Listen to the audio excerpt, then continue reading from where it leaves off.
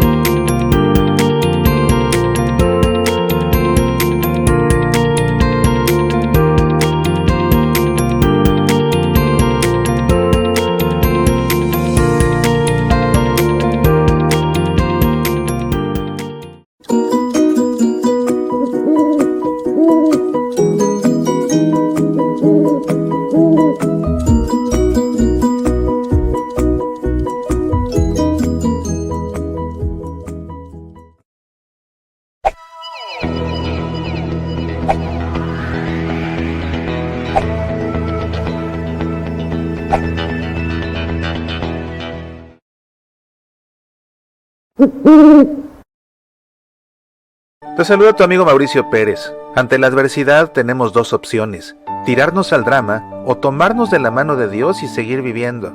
Te invito a leer mi nuevo libro, Mantén viva tu esperanza, un libro de espiritualidad en tiempos de crisis. Mantén viva tu esperanza. Con este libro aprenderás a dar sentido a la cruz que llevas a cuestas y a cargarla siguiendo a Jesús, conservando la paz y la alegría. En verdad, léelo y mantén viva tu esperanza.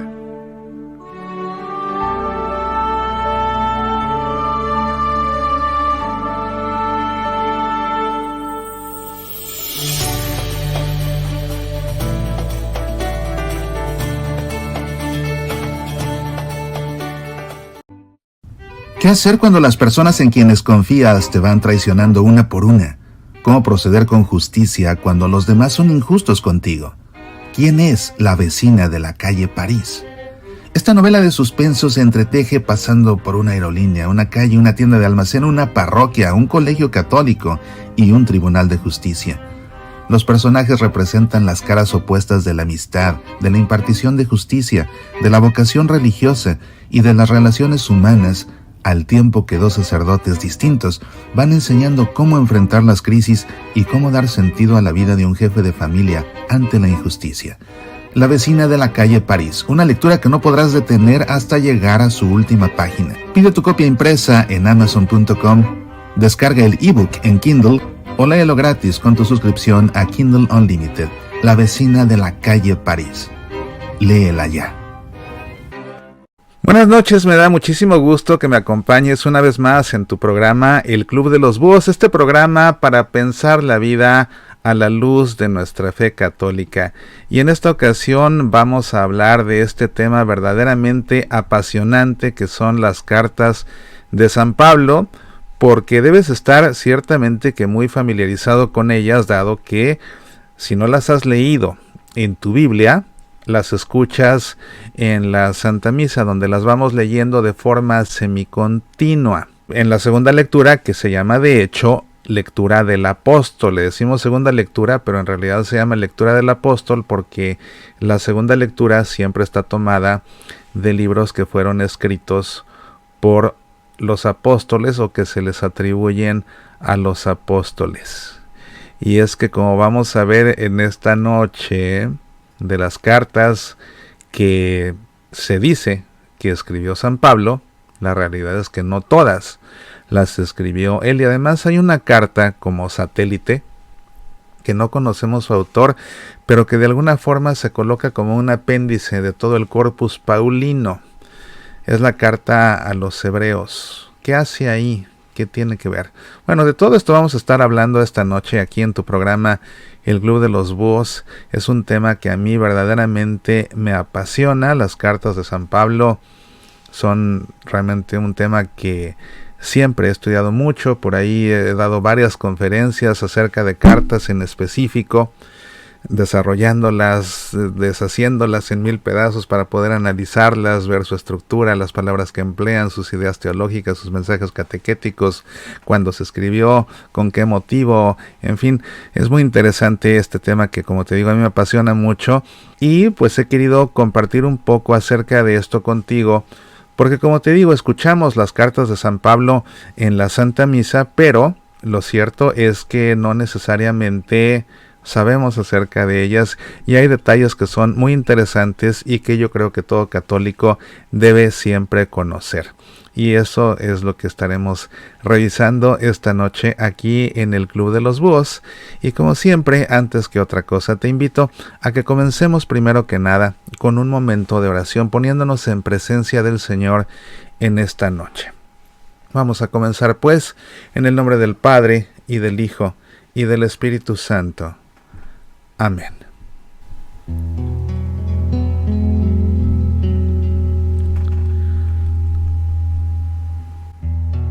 Vengo, Señor, cansado. Cuánta fatiga van cargando mis hombros al fin del día. Dame tu fuerza y una caricia tuya para mis penas.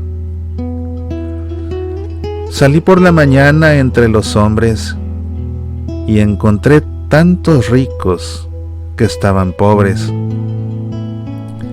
La tierra llora, porque sin ti la vida es poca cosa.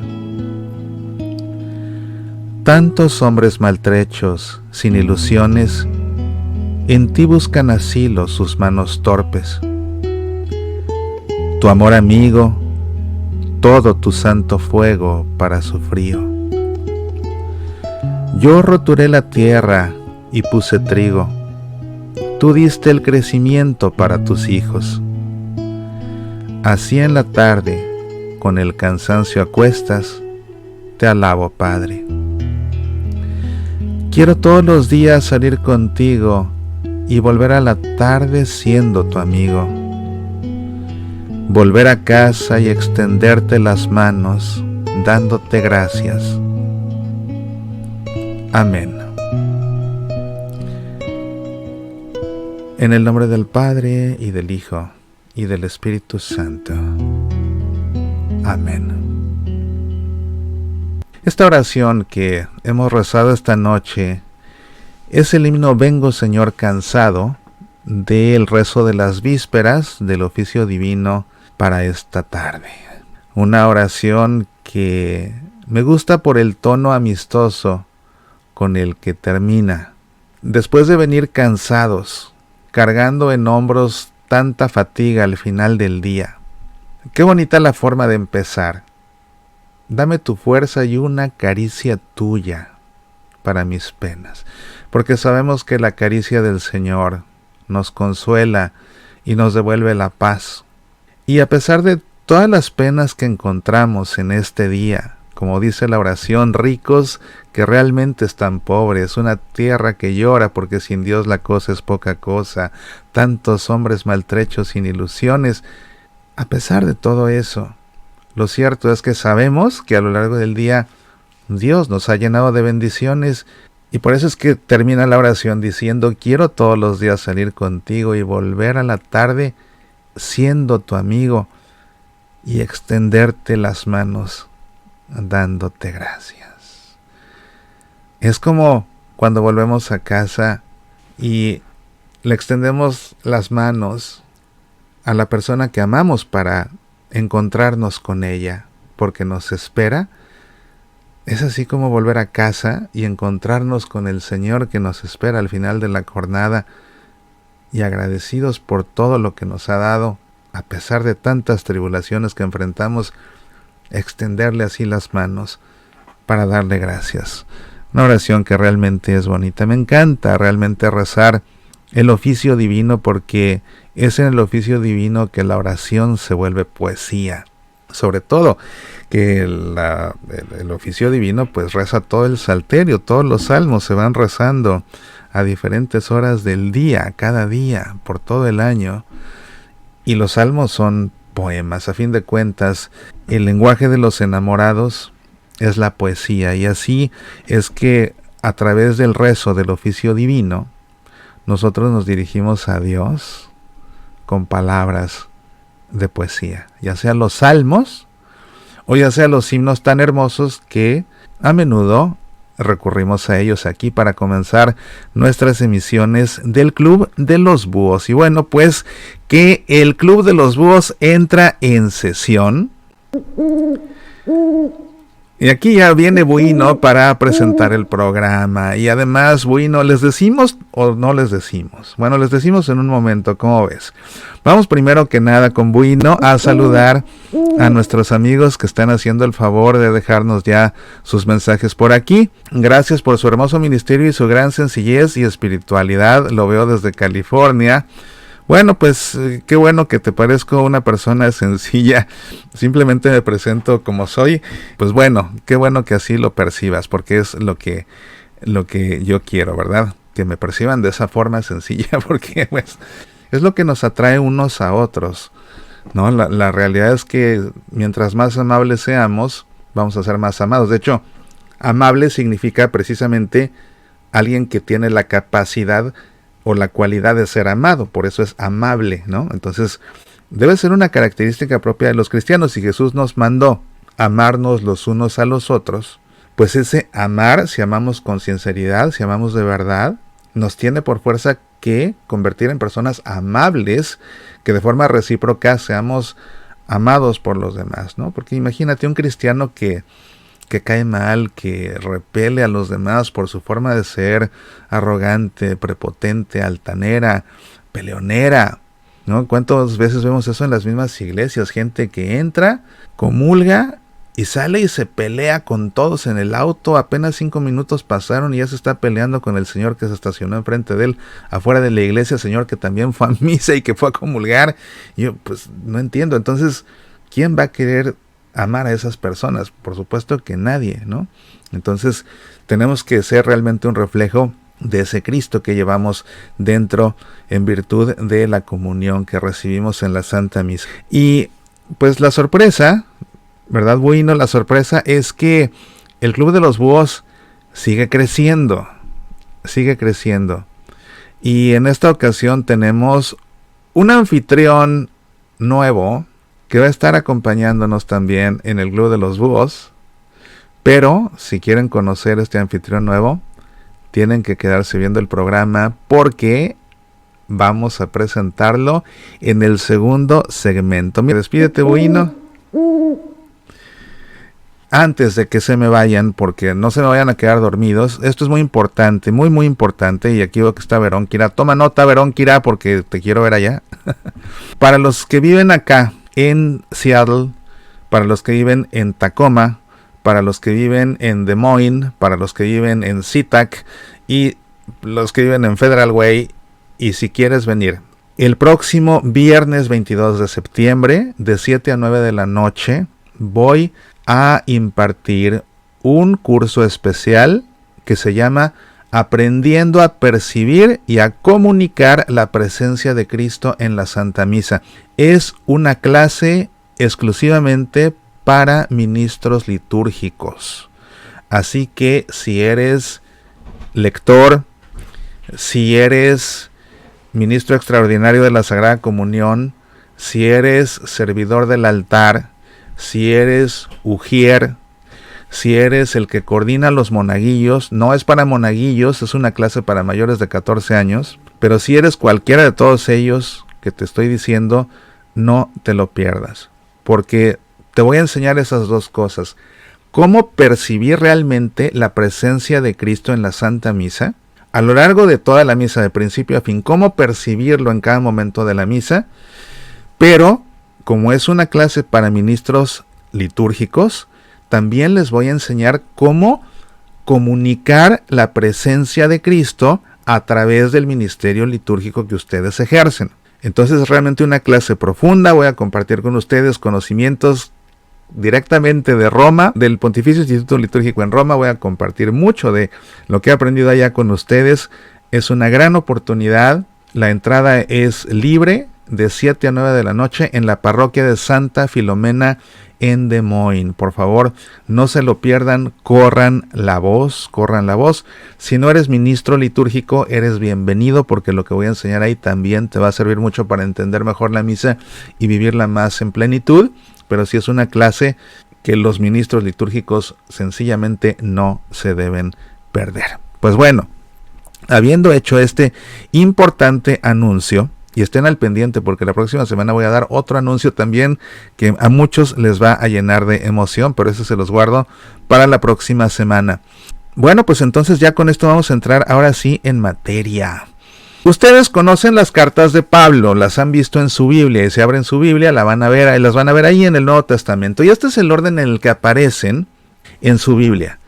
En primer lugar, la carta a los Romanos, luego la primera carta a los Corintios, después la segunda carta a los Corintios, luego la carta a los Gálatas, después la carta a los Efesios, luego la carta a los Filipenses, después a los Colosenses, y luego la primera a los Tesalonicenses, la segunda a los Tesalonicenses, la primera a Timoteo, la segunda a Timoteo, la carta a Tito, la carta a Filemón, y como apéndice aparece la carta a los Hebreos.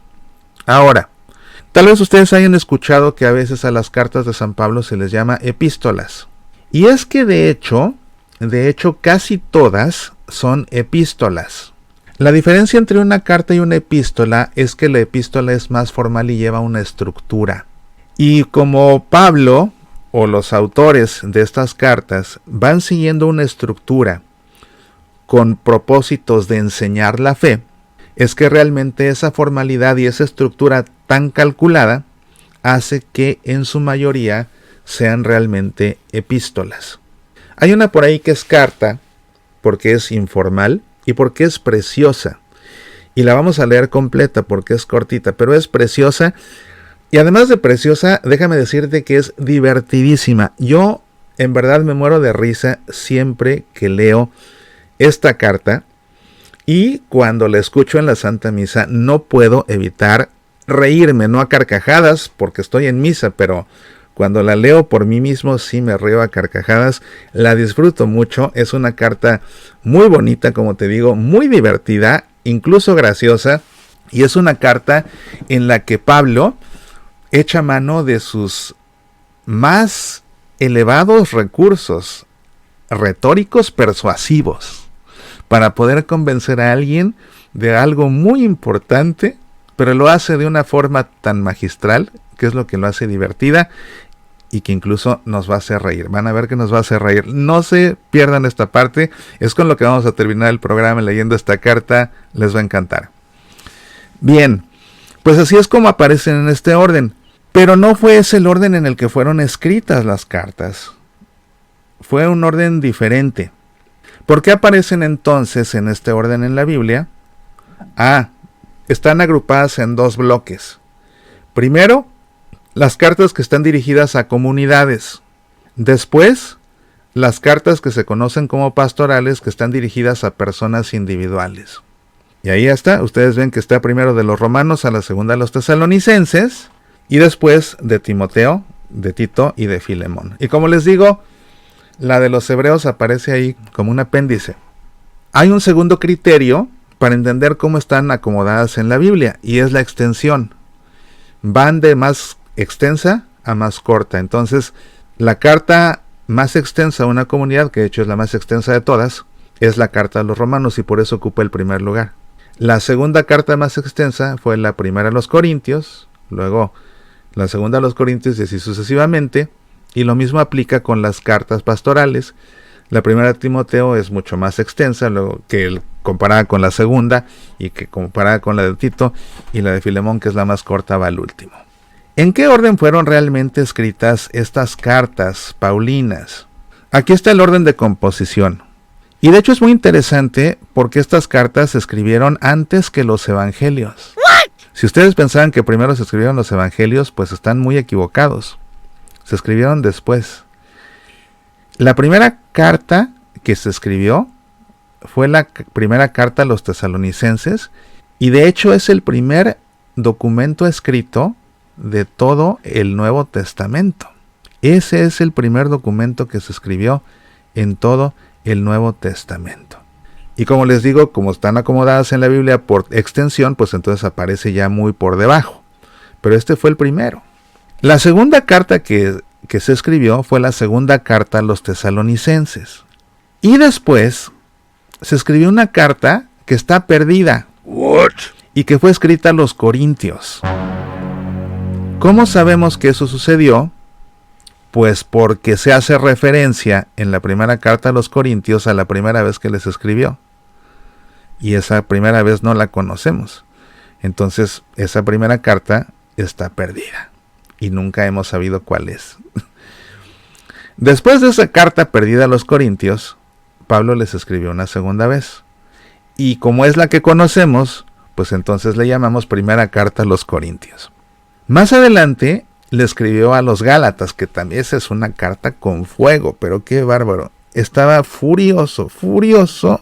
Lo que se llama furioso Pablo cuando le escribió a los Gálatas. Los puso pintos de una manera poco común, ya verán ustedes. Luego de escribirle a los Gálatas, le volvió a escribir a los Corintios.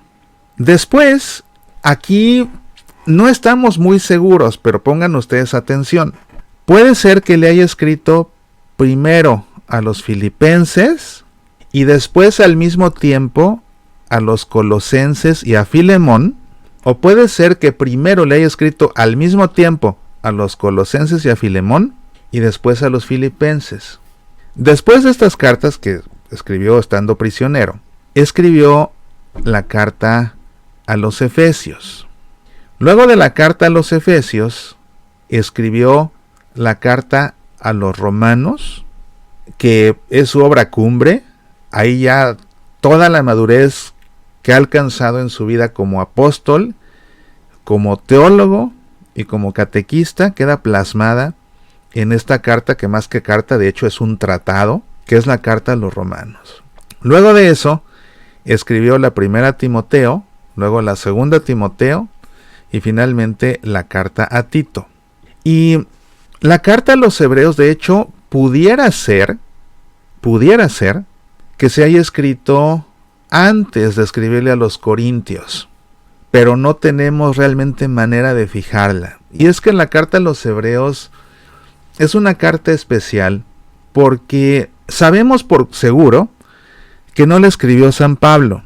Y la manera como sabemos que no la escribió San Pablo es porque la carta a los hebreos no comienza como comienzan todas las cartas que Pablo escribió.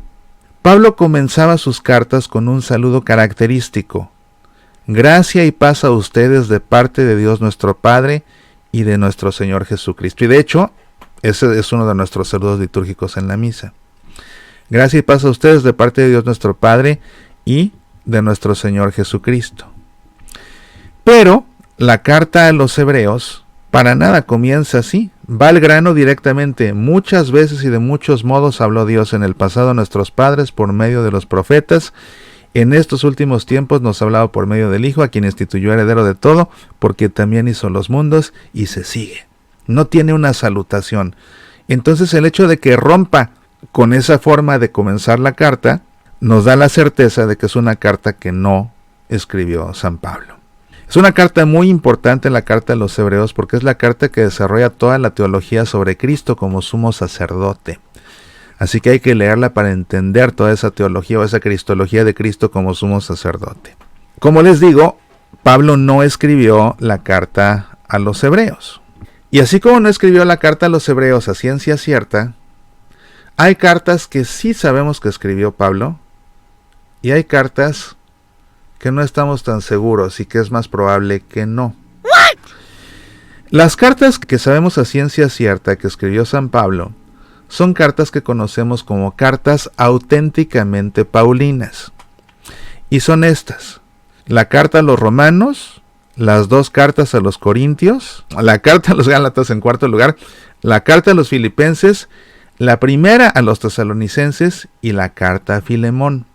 Y es interesante porque, si se fijan ustedes aquí, de las cartas que escribió verdaderamente San Pablo, solamente una se la dirigió a una persona. Las cartas a Timoteo y la de Tito no aparecen aquí. Aparece nada más la primera carta a los tesalonicenses, que como les decía es la primera que escribió y es el primer documento escrito de todo el Nuevo Testamento, pero no aparece la segunda carta a los tesalonicenses en esta lista. Entrar en los criterios que permiten asegurar que estas cartas sí las escribió Pablo y por qué de las otras se duda de su autoría de puño y letra, ameritaría realmente un curso mucho más profundo y mucho más tiempo que el tiempo que tenemos aquí, que podemos dedicar aquí en el Club de los Búhos. Entonces, estos son simplemente datos para que ustedes sepan, pero para profundizar, como que se me está antojando hacer un curso en línea sobre las cartas de Pablo, estén al pendiente, porque se me antoja mucho hacerlo. Y ahí sí podría explicar con lujo de detalle por qué unas sí, por qué otras no. Y las cartas que no escribió Pablo, pero que pudiera ser que sí, son estas. Se conocen como cartas probablemente paulinas. Son la carta a los Efesios, la carta a los Colosenses, la segunda a los Tesalonicenses, las dos a Timoteo y la de Tito. Esas últimas que escribe ya en las últimas de su vida, ya cuando se va a morir, bien pudo ser que a un mensajero le haya dicho, ¿sabes qué? Escríbele a Tito y dile esto. Y pues alguien fue, y un discípulo de Pablo fue, y siguiendo el estilo que Pablo usaba para comenzar sus cartas, por ejemplo, pues comienza con ese estilo y escribe lo que le dijo que escribiera, pero ya lo escribe no del puño y letra de Pablo, sino que él va y escribe con las ideas que Pablo le dijo, ¿no? Por ejemplo, a Tito, a Timoteo puede ser que igual. Las otras cartas, más bien, las debió haber escrito algún discípulo de Pablo, no necesariamente él mismo. Hay una influencia en la forma de pensar, y eso nos deja ver que quien escribió era un discípulo de Pablo. Pero cuando uno realmente entra a estudiar a fondo todos estos textos, parte de lo que se hace es un análisis de las palabras empleadas. Entonces, cuando de repente vemos que hay palabras que Pablo usa consistentemente en las cartas que conocemos como auténticamente paulinas, y que de repente en alguna carta aparece algunas palabras que no aparecen más que solamente en esa carta, entonces uno dice, vaya, ¿por qué Pablo en estas cartas usa estas? Porque todos tenemos formas de hablar y todos recurrimos a palabras recurrentemente. Es algo que incluso hacen en los juicios para ver cuando hay un plagio de un texto, ¿verdad? Por ejemplo, el plagio de una tesis, el plagio de un libro. Parte de lo que hacen los peritos que analizan esto es ver, no solamente ven el texto plagiado y el original que supuestamente se plagió, sino que aparte de lo que hacen es revisar escritos del autor supuestamente original y revisar más escritos del que se acusa de que plagió para ver de qué manera escribe uno y de qué manera escribe otro. Y así ellos empiezan a tomar nota estadística de expresiones que usan, de palabras que usan, uno y otro, y pues de esa forma se dan cuenta, oye, es que este recurre mucho a esta palabra, y este otro nunca la usa en sus escritos, o esta palabra o esta expresión Nunca la usé en ninguno de sus escritos, pero curiosamente en este texto que se acusa de ser plagiado, ahí sí la usa. Igual que este otro, que la usa no solamente en el texto que se acusa que fue plagiado, sino que la usa en todos sus textos. Ese es un criterio. Pero, aunque haya palabras que sean únicas de esas cartas, hay consistencia en las ideas teológicas, y entonces por eso es que se entiende que son cartas que proceden del ambiente de San Pablo. Sobre todo pues cuando vemos la salutación, ¿no? Esa forma, ese estilo de escribir como San Pablo. Muchos discípulos copian la forma de hablar de sus maestros. Entonces lo mismo sucedía en ese tiempo. Y eso pues es lo que ayuda a distinguir unas cartas de otras. Hay otras cartas que son las cartas del cautiverio, que supuestamente escribió estando bajo prisión. En ellas Pablo hace referencia a cadenas, aunque cuando se habla del cautiverio de Pablo, no necesariamente lo tenemos que ver en una mazmorra con un grillete al tobillo. Lo más posible es que en dado caso estuviera bajo un arraigo domiciliar, entonces con libertad pero restringida, muy restringida. Y estas famosas cartas del cautiverio son la carta a los Colosenses, la carta a Filemón, la carta a los Efesios y la carta a los Filipenses. Yo les decía, cuando hablábamos del orden en el que fueron escritas, les decía que la carta a los Colosenses y a Filemón debieron ser escritas al mismo tiempo, precisamente en el cautiverio. Aquí las puse justamente al principio juntas para que las ubiquen, ¿verdad? En ese tiempo de cautiverio es que las escribe, y les decía yo que no sabemos si primero escribió a los Filipenses y luego al mismo tiempo a Colosenses y a Filemón, o al revés, porque otra vez todo esto sucede en el cautiverio, ¿verdad? En uno de los cautiverios de Pablo.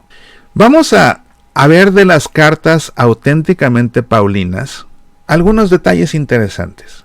La carta a los romanos, las dos a los corintios, la de los gálatas, la de los filipenses, la primera a los tesalonicenses y la de Filemón. Y de los tesalonicenses vamos a hablar de las dos, porque esto va a ayudar a entender de qué manera se distinguen las auténticas de las probablemente paulinas. La primera carta a los tesalonicenses otra vez es el primer documento del Nuevo Testamento que es escrito. Es muy interesante porque Pablo todavía no desarrolla teología. Más bien lo que quiere es catequizar. Entonces, de alguna forma podríamos decir que la primera carta a los tesalonicenses es el primer catecismo escrito. Y es muy interesante porque eso nos ayuda a dar un vistazo a la forma como se catequizaba. Hay que recordar que la palabra catecismo viene del griego katekeo, que significa hacer un eco. Cuando hay un eco, ¿no? Un eco, eco, eco, eco. ¿Qué es lo que hace el eco? Repite, ¿no? Entonces, para catequizar, para hacer un eco, se catequizaba con frases que pudieran ser repetidas, repetidas, repetidas para memorizarlas. Así como cuando nosotros hicimos la primera comunión y nos memorizábamos las 108 preguntas del catecismo. ¿Y cómo las aprendíamos? Repitiéndolas en voz alta en la clase de catecismo, ¿no? ¿Se acuerdan que así era? Así me tocó, al menos a mí, así fue conmigo. Nos ponían a recitar todos juntos la pregunta y la respuesta, y la siguiente, y la siguiente, y la siguiente, y la siguiente, y así, para que a base de repetirlas y hacer eco, nos aprendiéramos que hay un solo Dios en tres personas distintas, que Dios está en el cielo, en la tierra, en todo lugar, todo eso. Bueno, entonces esta carta a los tesalonicenses, la primera, nos ayuda a entender cómo se catequizaba al principio. Es más bien, como les digo, es un catecismo en forma de carta. Es un catecismo para catequizar, hay que recordar, a los gentiles, es decir, a los que no son judíos. Hay que recordar que Pablo se la pasó viajando para evangelizar a los que no eran del mundo judío. Pero es una carta que está hecha por judíos, porque es un catecismo que esa forma de catequizar, pues está organizada por discípulos de Jesús y por discípulos de los apóstoles que vienen del mundo judío y que ahora son cristianos. Estas son las ideas catequéticas principales que se desarrollan en la primera carta a los tesalonicenses: que Dios es único, que hay un Dios Padre y un Espíritu Santo, la importancia de Cristo en la tierra, el Hijo de Dios que se encarna, la muerte redentora de Cristo y su resurrección gloriosa. Dejar claro que Jesús es Cristo, que Jesús es Hijo de Dios y que Jesús es Señor. La primera referencia escatológica a la parusía, y la entrada en la fe, pues cuando uno se hace cristiano. Estas son las ideas catequéticas fundamentales que Pablo desarrolla en esta primera carta a los tesalonicenses. Luego la segunda carta a los tesalonicenses, que es una carta probablemente paulina, tiene una característica que es de todas las cartas de San Pablo la más apocalíptica de todas. Y no era Pablo muy afecto a recurrir a los apocalipsis. Esta, siendo la más apocalíptica de todas, resalta, rompe con el estilo de Pablo en ese sentido. Y entonces uno dice, ¿por qué iba Pablo nada más en esta carta a ser más apocalíptico que en las otras? Como que no checa. Pero comienza con la salutación, y algo muy interesante es que la primera mitad de esta carta es una copia de la primera carta a los tesalonicenses, que otra vez eso deja ver quién va a copiar. Si ya les escribió y les vuelve a escribir, ¿para qué copia lo que ya escribió? Tuvo que ser alguien más, no pudo ser Pablo. ¿Ves? Entonces por eso esta carta, la segunda, es una carta probablemente paulina. ¿Ves? Y esto te la pongo como ejemplo para que comprendas al menos algunos criterios de cómo es que se ha hecho esta distinción. Vamos a ver las cartas grandes. Comenzando con la primera a los Corintios. Es la segunda que aparece en el Nuevo Testamento en la Biblia, pero no la segunda que escribió. En todo caso fue como la cuarta, como te decía, porque de las que escribió Pablo, esta debió ser la tercera. Primero la primera a los tesalonicenses y después la que está perdida que escribió a los Corintios, a la cual hace referencia en esta carta, que como sí conocemos, por eso le llaman primera carta a los Corintios, como te explicaba.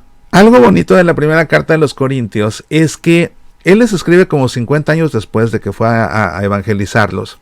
Es una comunidad, ya en 50 años, es una comunidad que ya no está tan nueva, sigue siendo la iglesia primitiva, pero ya tiene madurez, ¿no? Y en esta carta podemos ver las virtudes y podemos ver los vicios de una comunidad cristiana. Primitiva, pero a fin de cuentas, de alguna forma consolidándose. Y nos damos cuenta de que padecen de cosas que seguimos padeciendo como iglesia. Abusos litúrgicos. Pablo se queja de los abusos litúrgicos. Ya desde ahí. Fíjate, en la segunda carta que conocemos que Pablo escribió de su puño y letra, se queja de los abusos litúrgicos.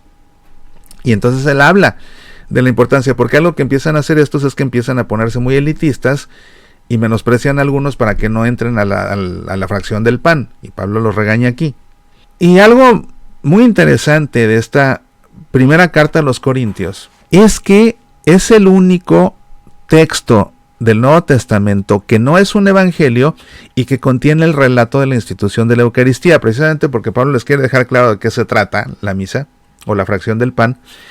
Pablo les relata la institución de la Eucaristía. Es la única carta en la que lo hace y es el único documento del Nuevo Testamento que no es un evangelio donde se habla de la institución de la Eucaristía.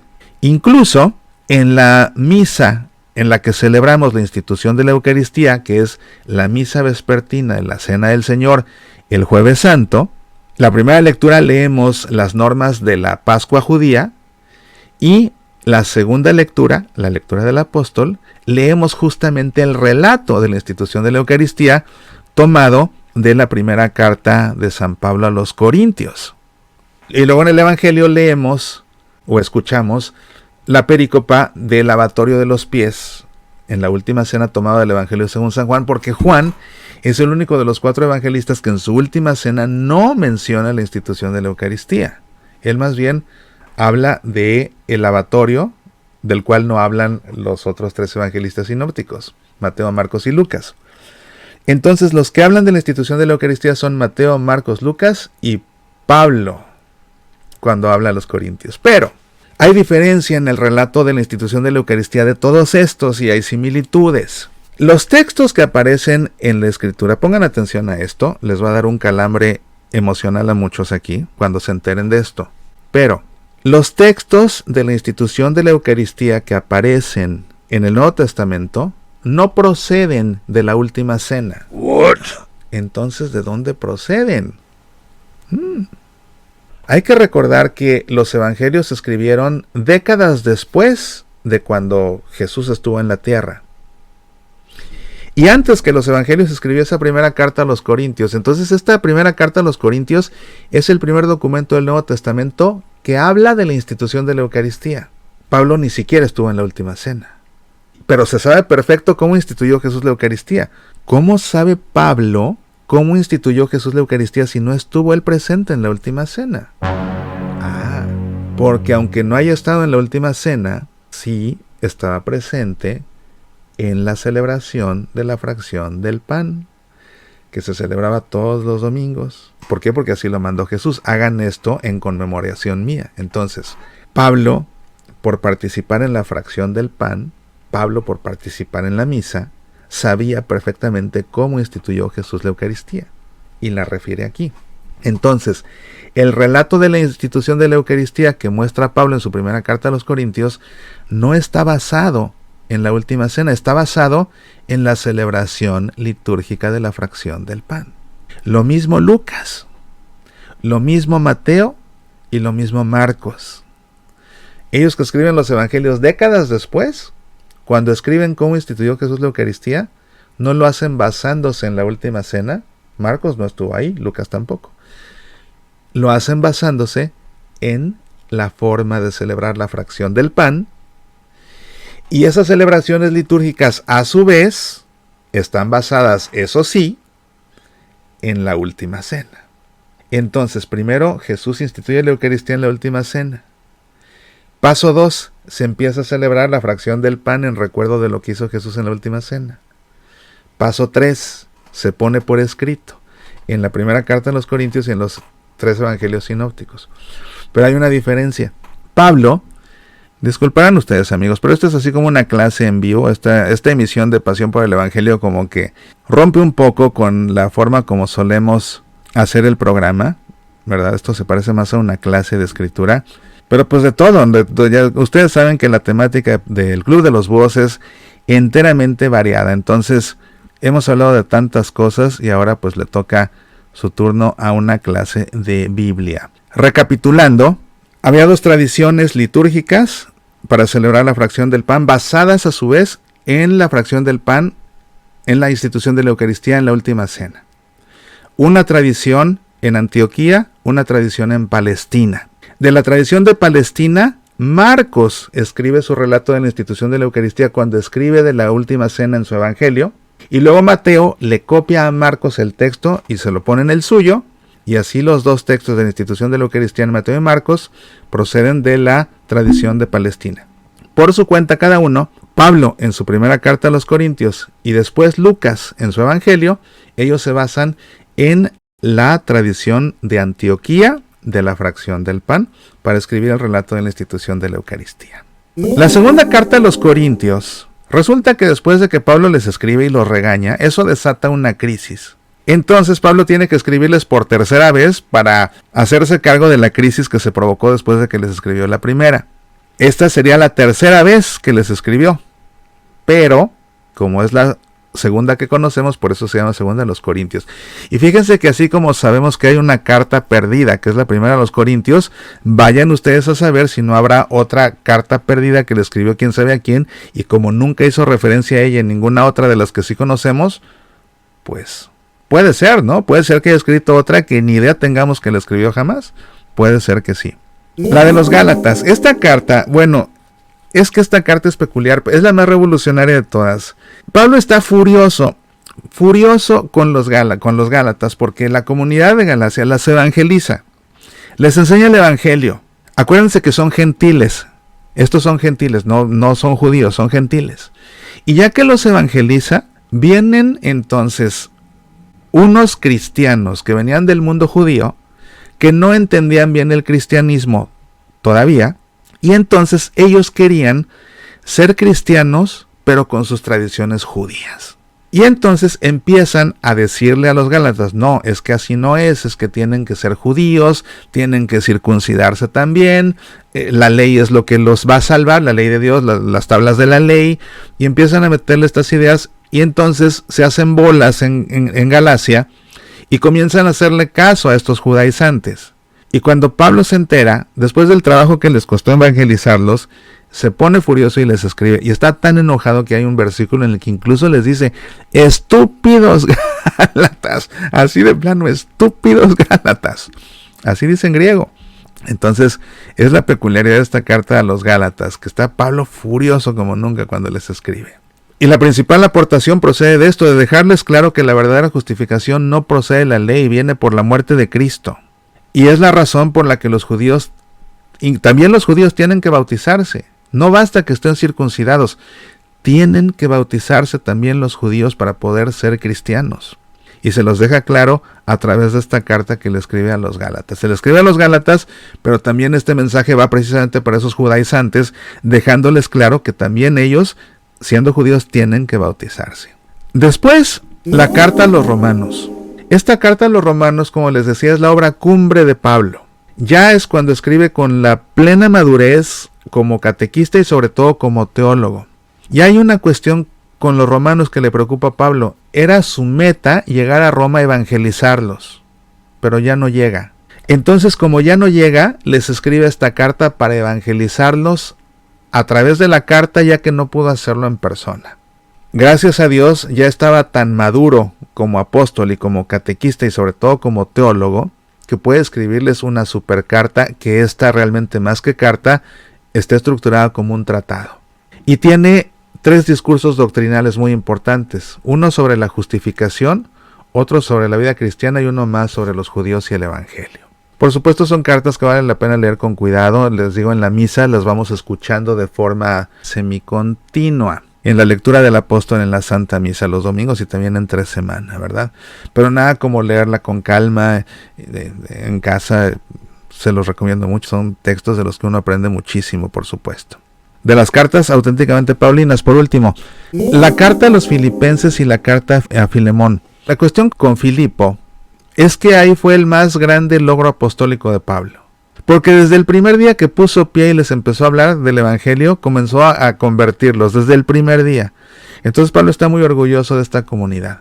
Les escribe desde el cautiverio porque le mandan una carta, la comunidad de Filipo le manda una carta a su cautiverio y va llevada por un tal Epafrodito. Entonces pues les responde esa carta. Y en el caso de Filemón, estando en cautiverio, recibe la visita del esclavo de Filemón que se llama Onésimo. Y pues Onésimo no sabemos si fue a verlo con permiso de Filemón, o lo más probable es que se le escapó a Filemón para ver a Pablo y para pedirle su ayuda, porque Onésimo lo que quiere es ser libre. Y le pide la ayuda a Pablo para que su amo Filemón lo libere. Y esa carta a Filemón que escribe Pablo es la carta que te digo que es la carta más persuasiva de todas, y que es una carta muy bonita y que además es una carta divertidísima. Entonces no te vayas, porque en el segundo segmento del Club de los Búhos la vamos a leer y la vamos a saborear juntos.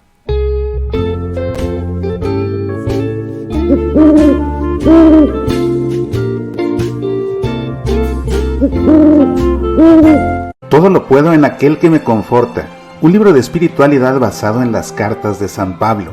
Disponible en edición impresa y también digital para Kindle en Amazon.com, y el audiolibro disponible en semillasparalavida.org/. Todo lo puedo. Todo lo puedo en aquel que me conforta. Medita, aprende, apasionate por nuestra fe. Si no tengo amor, nada soy. El himno del amor de San Pablo hecho vida. Un himno de amor hecho vida en el noviazgo. Un himno al amor hecho vida en el matrimonio. Un himno de amor hecho vida en los padres. Un himno al amor hecho vida en las familias.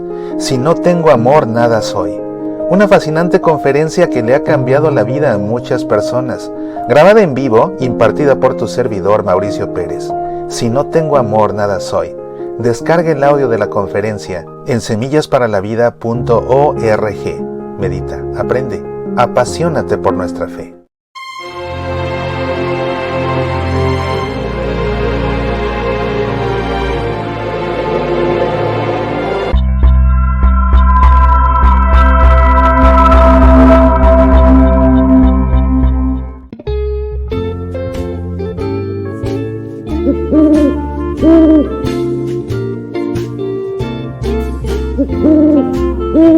Estamos de vuelta aquí, queridos amigos, en tu programa El Club de los Búhos. Seguramente que están aprendiendo mucho acerca de San Pablo y sus cartas, y seguramente que les dan ganas de leerlas, y por eso les puse estos anuncios del libro de Todo lo puedo en aquel que me conforta, que es un libro de espiritualidad paulina. Y también la conferencia Si no tengo amor nada soy, del himno al amor de San Pablo. Valen mucho la pena. Son un libro y una conferencia que dejan mucho, sobre todo para vivir, y para vivir según nuestra fe. En verdad se los recomiendo. Lean el libro, descarguen el video de esta conferencia y no se van a arrepentir. Pues bueno, yo les decía que tenemos un nuevo anfitrión que nos va a estar acompañando en nuestros programas a partir de ahora, y en un momento lo van a ver.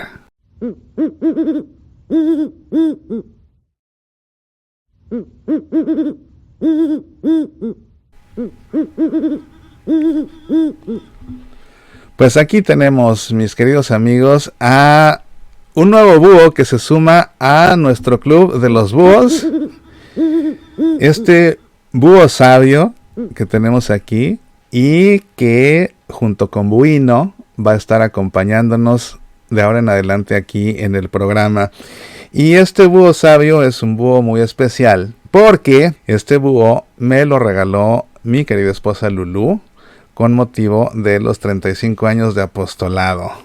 Andábamos de paseo, lo vio y pues dijo: mira, para tu club de los búhos y para celebrar tus 35 años de apostolado. Así que muchas gracias.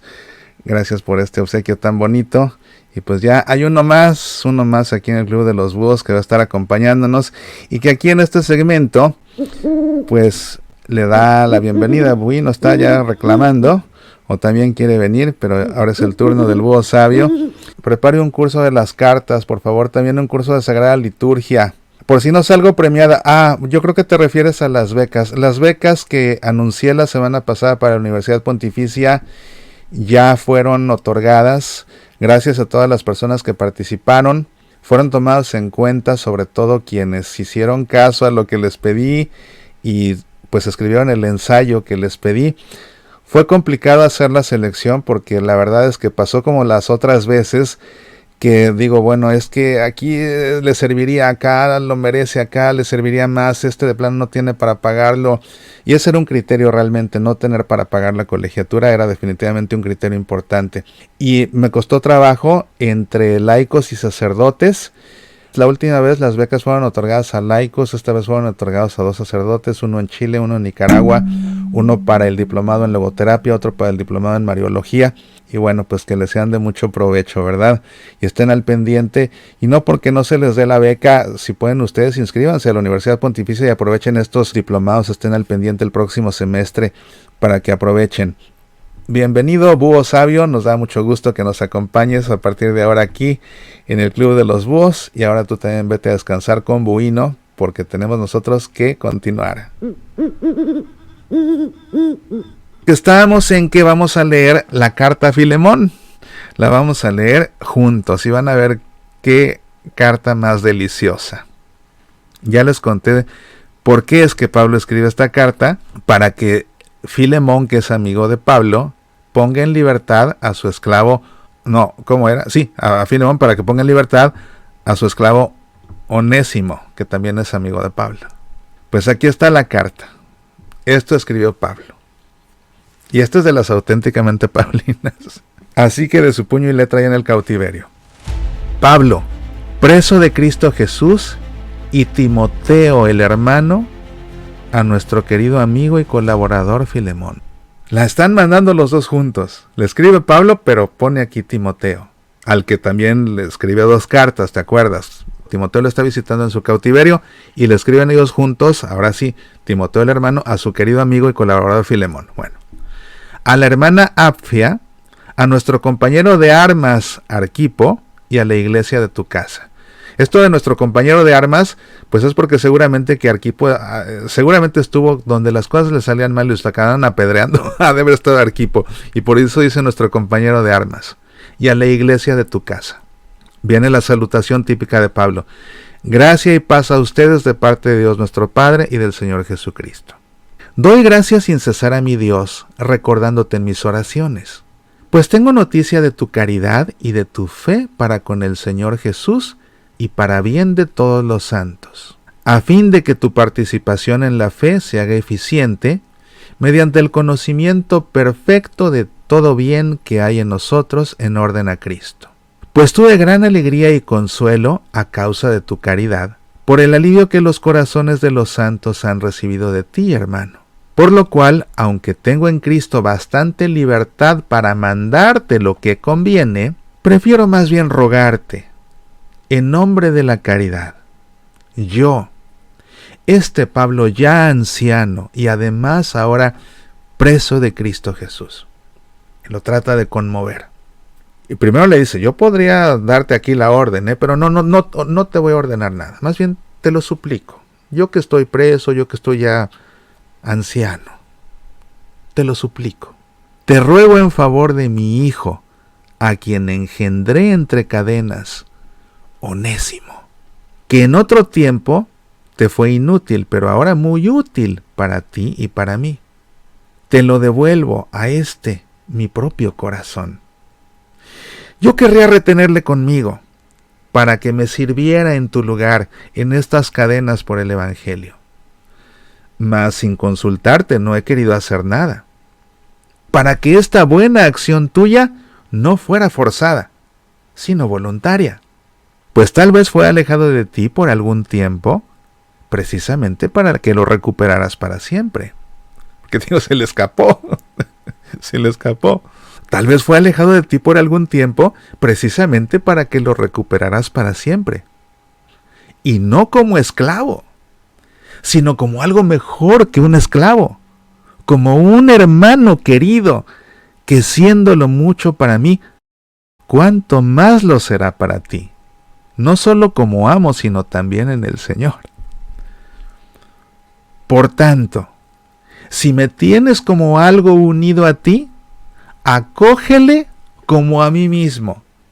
Y si en algo te perjudicó o algo te debe, ponlo a mi cuenta. Yo te lo pago, ¿no? Yo mismo, Pablo, lo firmo con mi puño. Yo te lo pagaré. De todas maneras, ya lo van a matar. Yo mismo, Pablo, te lo firmo con mi puño. Yo te lo pagaré. Por no recordarte deudas para conmigo, pues tú mismo te me debes. Y es que claro, porque él le debe su conversión, él le debe su fe. Entonces, Filemón está en deuda con Pablo, ¿verdad? Entonces, por eso le dice, si algo te debe, acuérdate, se le escapó.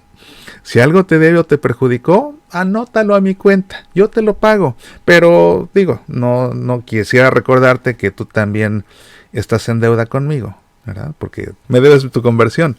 Sí, hermano, hazme este favor en el Señor. Alivia mi corazón en Cristo. Te escribo confiado en tu docilidad, seguro de que harás más de lo que te pido. Y al mismo tiempo, prepárame hospedaje, pues espero que por vuestras oraciones se os concederá la gracia de mi presencia. Te saludan Epafras, mi compañero de cautiverio en Cristo Jesús, Marcos, Aristarco, Demas y Lucas, mis colaboradores. Que la gracia del Señor Jesucristo sea con tu espíritu. Y ya, ahí termina la carta. Es una carta muy breve, pero a mí me encanta porque realmente, pues me imagino la angustia. Va Onésimo y le dice, Pablo, maestro, pues es que me escapé, es que ya no quiero ser esclavo, quiero ser libre.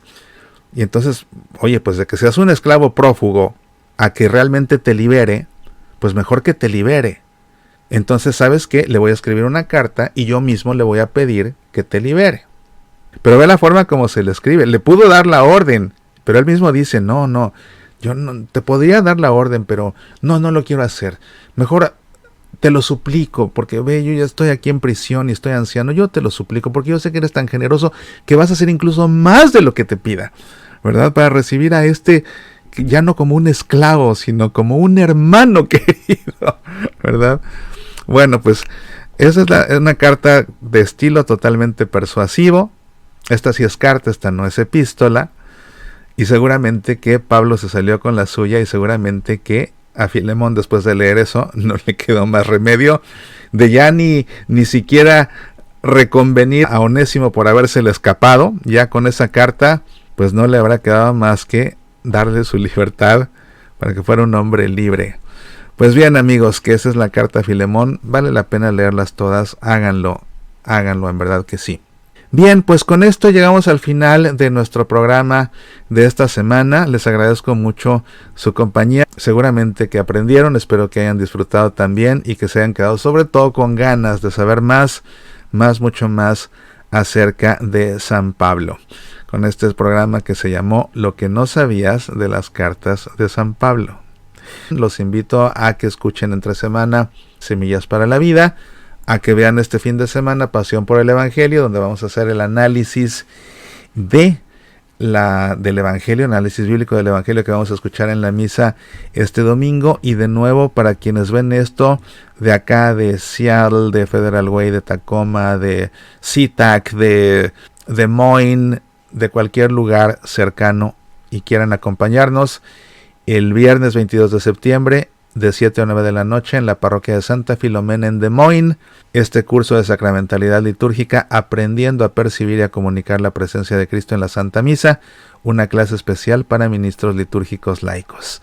Me dará mucho gusto verlos por allá.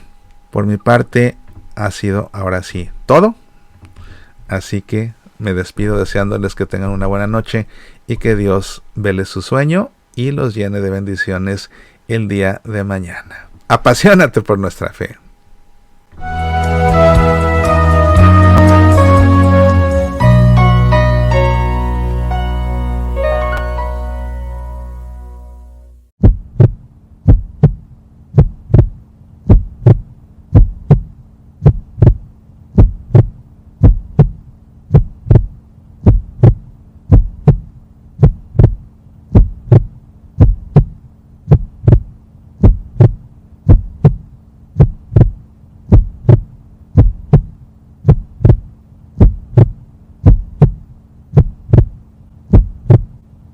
...666... El criptograma apocalíptico. ¿Quién es la segunda bestia del Apocalipsis? Con este libro te llevo de la mano recorriendo paso a paso el proceso de interpretación bíblica de la perícopa del Apocalipsis, el falso profeta al servicio de la bestia. El propósito de esta obra es doble: ayudarte a aproximarte a un texto bíblico empleando métodos de interpretación formales. A la vez, descubrir a la luz del exégesis quién es aquella segunda bestia del Apocalipsis representada por el criptograma 666. 666, el criptograma apocalíptico, un libro siempre apegado al magisterio de la Iglesia Católica y de rigor exegético, pero sencillo de comprender por cualquier lector interesado en el tema.